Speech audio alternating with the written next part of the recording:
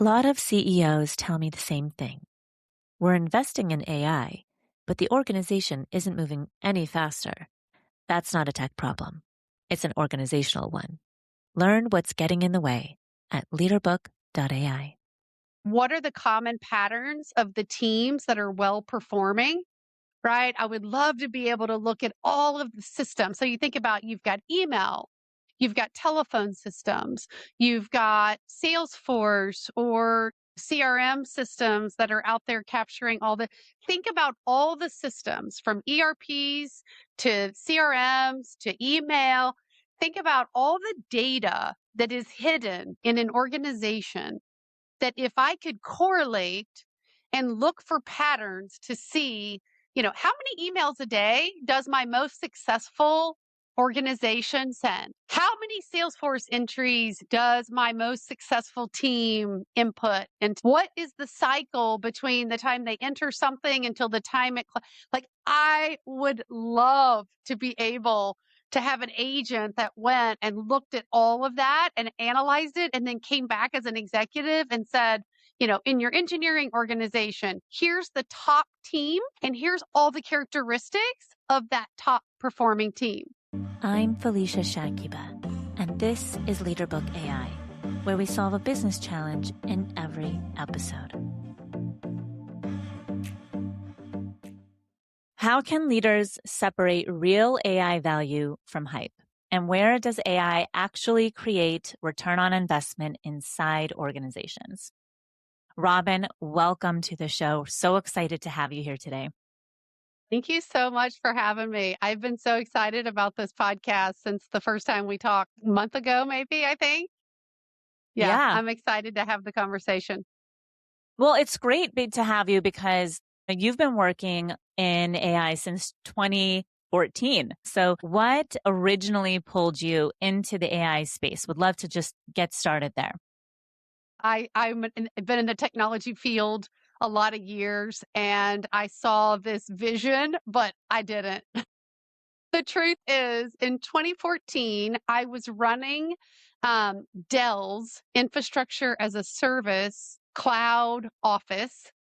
And we were late to the cloud game and we were trying to, take these traditional infrastructure customers to the cloud. And I had this CIO at a large global bank say to me, Robin, this cloud computing thing, it's table stakes. He said, what is really going to be valuable someday is when we have these industry specific clouds, but they've also got AI embedded. And those industry specific clouds are going to make entire industries smarter because we will be able to have our own sort of cousins and brothers and community in these clouds and AI specifically geared toward us. So we will, rising tide lifts all boats. And it really intrigued me that here I was thinking cloud computing was the next frontier, and it was. But this CIO of this large global bank was already seeing past cloud as just an infrastructure play, and he was already thinking about artificial intelligence. Honestly, I never even heard the concept that you could be too early to an industry. But as it turns out, I was definitely too early to the AI world. But it's fascinating now to have all that knowledge that I learned 10 years ago, 12 years ago, I guess now, and then see what's happening again. It's really, I kind of, I feel a little optimistic and skeptical because I lived through that wasn't the first, but it was my first AI summer back in 2014. Wow. Well, it's really interesting to have you on the show to really talk about those early days and where we've come today. Obviously, it's like a very different experience. But when you first started working with AI systems, like over, a decade ago, what did the technology actually look like inside organizations then? Yeah. I mean, from a compute perspective and from a systems perspective, it's similar to how it is now. I mean, back then, most people were using on-prem hardware, especially in large enterprise, right? You had your large enterprise IT organizations. Most of the infrastructure was on-prem in their own data centers. But it isn't like it was in the 70s. We didn't have the big compute capacity that we have now, and we didn't have the big piles and piles of data that we have now. And that was, you know, the processors have gotten better, the chips have gotten better in the last decade, but the infrastructure itself is pretty much the same. Now people have shifted from on-prem infrastructure to cloud computing. The chips are better, and now we're even getting specialized AI, chips specifically for AI functions. But from an infrastructure, basic compute and storage perspective, it wasn't all that different. And the cost now, they went from a CapEx model to an OpEx model. And of course, everything has gotten better, faster, cheaper as technology does over the course of 10 years. AI is not new. They were doing AI at NASA and inside government agencies a long time ago, back when computers cost 30 grand a computer. So it was nothing like going from a $30,000 PC, $2,000 PC that we can now. Nothing like those changes. But the compute was there, the capacity was there. It's cheaper now, but we still had the fundamental elements from a computing perspective. Yeah. And you've said that AI goes through cycles. So AI springs, summers, winters. What are the patterns that you've seen over the decades? Yeah, I did a talk one time, and I did this talk about the AI summers and winters. And I did this talk back in 2014, 2015. And I was really looking backwards then. And the cost of computing was the primary barrier for entry in the early days. Like I said, the $30,000 machine, people couldn't buy $30,000 machines to do that compute that they did back in the 80s. But AI has been around. The issue has been that there was always a barrier. So compute cost, that was one of the barriers back then. Having enough data, if you fast forward, to the 70s and 80s timeframe when it got going again, the big issue then was we didn't have enough data to do real machine learning, because in order to do pattern recognition, you have to have data to do that pattern Yeah. recognition. And so that was an issue in the next round of AI. The big issue then was we just didn't make the amount of data that we make now. Yeah. From your perspective, you having been in this space for a very long time now, what is the biggest misunderstanding that people have today about artificial intelligence? I worked for two different AI companies back in, 12 years ago. The first AI company I worked for was all about deep learning, was all about knowledge graphs. It was all about teaching the computer, teaching the system how the world works. The second AI company I worked for was all about machine learning and big data sets and applying algorithms to the big data set. And those two worlds, those are two very different worlds in AI philosophy. What I learned from the first CEO, he said, Robin, AI is only something that can be used to solve a problem that humans could solve if there were enough humans, all eyeballs on that problem, processing all that information. And so to me, the biggest misconception today is that AI is going to solve something that a whole bunch of humans couldn't solve. So what I like to say is I think of artificial intelligence as if I had all the people and all the hours and all the money to put at a problem, that is where you can point AI to. But you can't point AI or people, quite frankly, to just a vast unknown. You have to actually point it in the direction of something that already exists. A process, a software tool, a data set. You have to be able to have a baseline of knowledge that you just need more eyeballs on it and more cycles to solve the problem. And I Yeah. think people might be thinking that AI is thinking on its own. It's not. It's augmenting. If I had enough people to solve this, I could, but I'm just going to solve it better, faster, cheaper because I have a computer program that can do it better and faster than people. We'll be right back. Back to the show. Yeah. And I think what you're talking about is strategy, understanding particularly what is the problem that you need to solve. And sometimes the problem is finding out what exactly that problem is, right? I mean, it's very difficult if you don't have the intelligence or the information, the analytics, the right people in place to truly identify the correct problem. And I think that's why a lot of companies are misfiring on how they use AI because they are not getting to the root of the problem that they may need to solve. And therefore, every twist and turn or pivot could mean a very different solution. I mean, correct me if I'm wrong, but that's the way that I'm seeing it now. I think that's fair. I think that's a very fair assessment of my experience as well. Yeah. And you draw on like a really strong distinction between automation and real AI. How should leaders think about the difference between these two? It's kind of the low-hanging fruit for me. It's what can I automate? That's what you need to be doing right now. That is, in my opinion, that's the low-hanging fruit that organizations should be looking at from, early adopter of AI is what type of things can I automate? The assistant, the virtual assistant, the chat bot. I mean, those are kind of no-brainers. And if you're not doing that, then you're really missing the boat right now because that's table stakes in my opinion. And so I feel like automating things that would take me forever to do, I'm so grateful I have AI to do that now.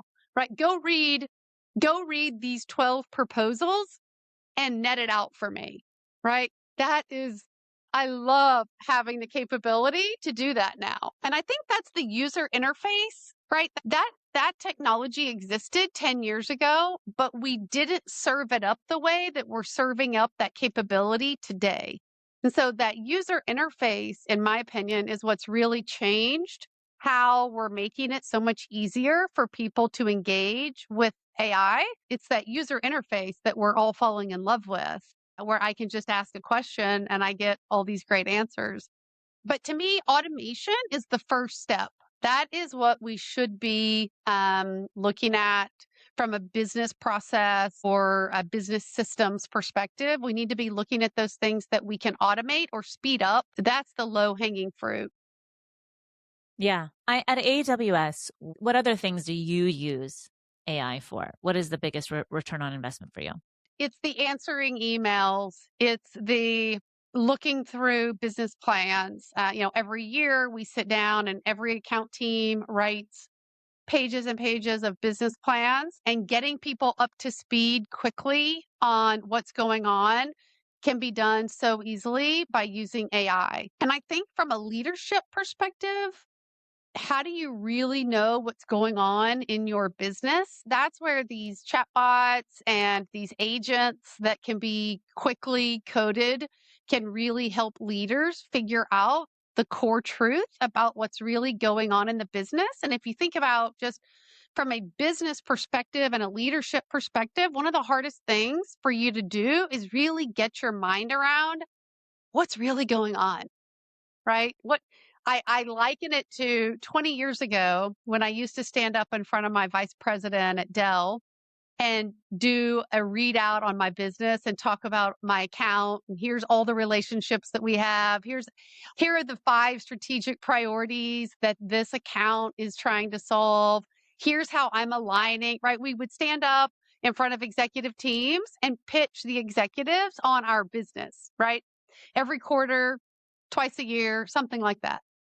Today, you shouldn't have to do that because the executives should easily be able in that much time to take a look at their top 50 accounts, get with AI, look at those account plans and no more, that knowledge where I would be dumping all of that. And quite frankly, the executive had no idea if I was telling them the truth or not, right? There was all this Yeah. bias that I would be reporting on because, of course, I'm not going to stand up and talk about all the things that I don't know. I'm going to only talk about the things I do know. And whether they were aligned to the most strategic priorities or not, nobody could validate or check that. Now, today, as an executive, you have got so much more visibility and unbiased knowledge into what's going on, that if they're not using AI in order to get smart about the business, then they're just relying on that institutional biased reporting from the trenches, so to speak. I couldn't agree with you more, Robin. I feel like the visibility is really a big piece of the return on investment, even though it's not necessarily calculated. But the amount of time and where executives spend their time and where people in general spend their time within the organization, I think that is a really key piece. But the challenge is that it is very difficult for organizations to actually calculate that value of AI. Like how does that work? What is your recommendation on how we can actually see what that ROI is? Right. You can't say what the ROI is if you don't currently know what is the current status, right? How much time do I spend a day answering emails? Nobody knows. I don't even Too know. much. Right? Too much Yeah, time. yeah, no kidding. No kidding. But but you can't show the improvement because what you're really trying to do is show the improvement, right? Current state is X, but because I implemented all of this great automation and technology, I'm now delivering it at Y, but we don't know X. Right. Even in our large enterprise customers, just large enterprises that are out there operating, they don't know how much time does it take Johnny to do task Y? They don't know. And so, in order to show what that ROI is, you're going to have to start tracking how much time people are actually spending doing the task that you're trying to automate and improve. Does that make sense? Absolutely. Yeah, and you Okay. need that baseline. And sometimes getting that baseline is the hardest thing because then you're like, okay, if I need a baseline, I need to probably clean my data, right? And then Yeah. how do you clean your data depending on what it is that you're measuring, right? But how do you get an accurate baseline, which is I think one of the biggest challenges to be honest. I couldn't agree more. I think that if somebody could solve that, that would be the $1 billion opportunity is if somebody could solve that problem for us. But it's hard. The second AI company I worked for back in, I think it was around 2015, 2016, um, they had a button made that was the Ghostbuster sign that said, no science projects, because oftentimes the people that were working on AI were oftentimes over in the research side of a company, and it wasn't really the business side of a company. And so we didn't want to do we didn't want to just continue to work on science projects. We wanted to work on actual business challenges. And it's hard when you're trying to make that leap between this is really cool technology and I know we should be using it and it does a lot of cool things to, yeah, but what is the ROI on that investment? When you start looking at some of the large language models and pricing that goes along with some of those large language models, when you're really using it and integrate, it's expensive. It is very expensive at an enterprise scale. And so you better be able to track the ROI or somebody's going to say, no, we're not doing this. Yeah, exactly. I mean, I think in order for you to actually follow through and make sure that you are continuously adding return on investment, you have to be able to track the data, You have to. right? Yeah. You have to. But some things aren't data. Some things. So let's pretend for a second that Johnny is working in a manufacturing facility and he's going and picking up a piece of sheet metal and he's walking that sheet metal over to a welder and that welder starts, and this is in your cars, this is the manufacturing of cars, manufacturing of airplanes, satellites. Johnny walks that sheet metal over to the welder, and some of that data, there is no data. It's just like you take that piece of sheet metal off of that shelf, you go put it on that welding table. Let's pretend that welder burns a hole in it. He takes that sheet metal off, he puts it on the ground, he goes and gets another piece. There are dark spots in an organization. Well, could that process be automated with AI? 100% think that it could be, right? That process that I'm describing could be automated by a robot, spot robot dog could go pick that up and bring it over and do the welding. But right now, today, a lot of that process isn't even captured in a system, right? It's dark. Right. And so could I automate that process? Yes, I probably could. Could I make that process better? Yes, I probably could. But today, there's not even any data for me to turn around and look at it and say, I can do it with a robot this much cheaper, this much faster, this much more accuracy, because I'm not capturing that data today. Yeah. And a lot of that data is qualitative data. It's understanding from the human Exactly. perspective. Yeah. Like, what are people seeing and what are people feeling? And if they're willing to even share that data, right? Because some people are like, well, if I think that that a robot is going to take over my job, why would I explain or tell them Exactly. what to do with it? So Exactly. that just doesn't get surfaced. And I think we're unfortunately on a little bit longer of a path in getting there. But I think I so. think that there's a place for people to upskill themselves to, instead of moving the sheets or moving the material around the warehouse, if you will, in a manufacturing facility, it's about how do you manage the robots? How do you maintain the robots in order to do that work, right? So there's this big shift happening that we're seeing from a leader book perspective on how we can, support teams like that. But it is a long road, I would say, because you really have to get people's trust to help collect that information and understand what even to change, Exactly. right? Yeah. And I know many companies are announcing the layoffs and attributing, them to AI. What from what you've seen in the market, do you think that's reality or is it narrative? I think that we can always use data to tell whatever story we want to tell. I had a CFO one time say, Robin, I can make the numbers say whatever you want them to say. Just tell me what narrative you're trying to spin, and I can work the numbers. I can work the data to back up that story. And it's sad that's sad, but it's true. And so I don't believe all the layoffs that we're seeing are truly a one-to-one correlation with AI.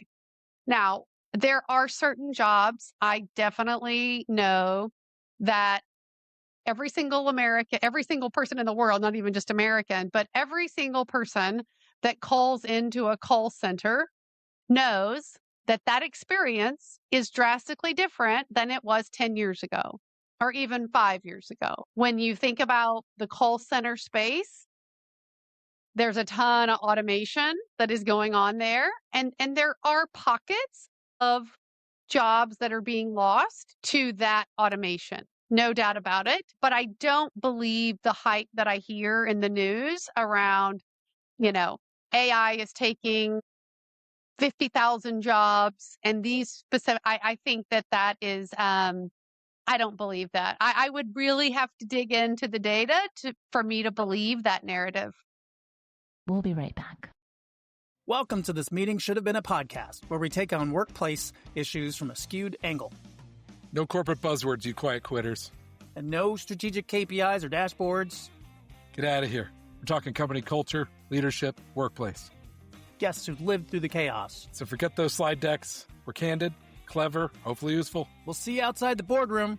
Go Lakers. Don't wear that. Get out. Don't even wear that hat. Back to the show. I think I agree with you. And I don't have any specific examples. Honestly, I don't have any data to back it up. But from my experience and what I understand and what I know, when AI started, when it really started to take effect, with OpenAI being announced and the additional competitors, I think that leaders saw an opportunity and reason to lay off chunks of the workforce that maybe was on their agenda in the beginning and didn't really have the narrative to do it. And now they did, and they maybe took advantage of it. And I think that, as executives, like their job isn't just to engage the workforce and attract talent. It's also to ensure that they have the best return on investment for their shareholders. And they now had the opportunity to do it. And I can't say that I blame them, because that is their job. And anybody in that seat, if they're doing a better job, they get to keep their own job, right? And so it's really unfortunate, but I think that there's better ways to do it, right? I mean, there's companies out there that just, you wake up in the morning, you don't have access to anything, and it's like goodbye, maybe 1 month severance. But then there's companies that are like, here's what's coming. We're going to help you get career resources. We're going to upskill you. We're going to change we're not going to we're just going to stop backfills. There's so many ways of doing it the right way. And I think that at least the companies that were doing the layoffs could have maybe done it with a little bit more grace. That's what I'm seeing. Yeah, human empathy. I think that, especially in my career for 30 years, being in high tech, large organizations, mass layoffs are nothing new, right? It's Yeah. just blaming them on AI is new.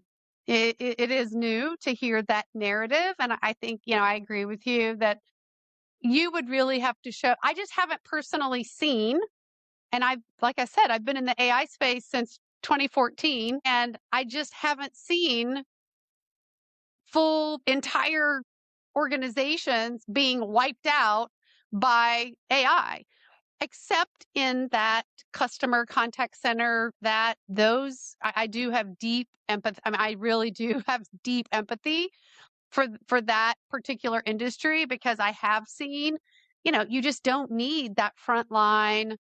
Thank you for calling today. How may I direct your call? That used to be a person. And now today, that's an AI that is doing that. And so I'm very sensitive to that particular industry, because I have seen complete, customer success, customer service, call centers being automated. And you used to have that front line and even second line human. And now that's fully automated with natural language processing. And so I have seen that. But outside of that, I have not seen major changes. Yeah. Yeah. It's interesting because I had called a restaurant recently, and AI had answered the phone, and I had this very complex request. I had a very complex request where it was like, 6 of us. And I was saying, if we came at this time, could we get like an indoor or an outdoor seating or whatnot? And the AI could not answer my questions.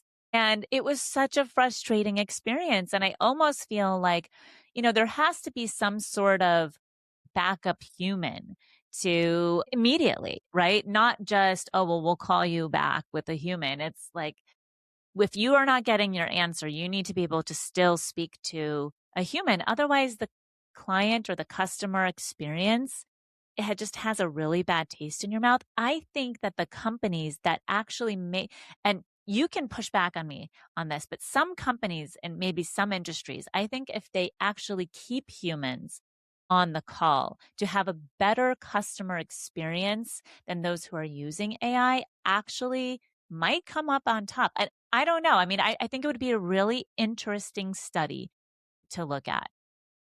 Yeah, I think that even if you have really good systems, that natural language processing is so good now that it can actually tell this person, this human on the other end of this phone is getting frustrated. Their voice, the tone of their voice is changing. So if I were queen for the day and I could, be in that scenario, I would say, as soon as I would flag, as soon as you hear the human raise their voice, or you start to hear a change of tone in the voice, automatically direct that call to a human. And you see all these funny memes on social media, right? Where people are yelling at their banking app saying, representative, representative, give me a representative. Yes, representative. That's my husband. He refuses to go through any automated voice prompt at all. And so it doesn't matter what system he's talking to, the very first thing out of his mouth is representative, representative. He refuses to go through anything. But if I were queen for the day and I owned a company that had that type of software, I'd be saying exactly what you're talking about, right? As soon as you hear a sign of distress, the human needs to automatically jump in and pick up the phone. Yeah. And again, but Yeah. you could still do that job with fewer humans. Because Yes. out of the 10 calls that AI took that day, it worked perfectly.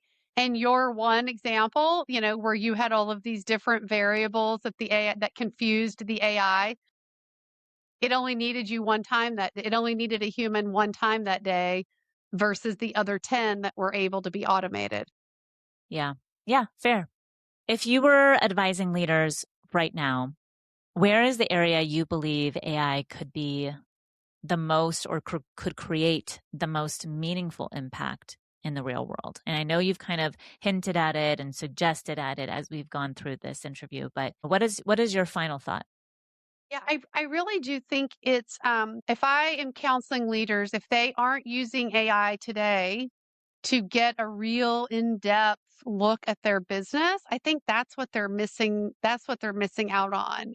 Where are the bottlenecks? Where are the organizations? I would love to be able to look across my business and be able to tell, what are the common patterns of the teams that are well performing?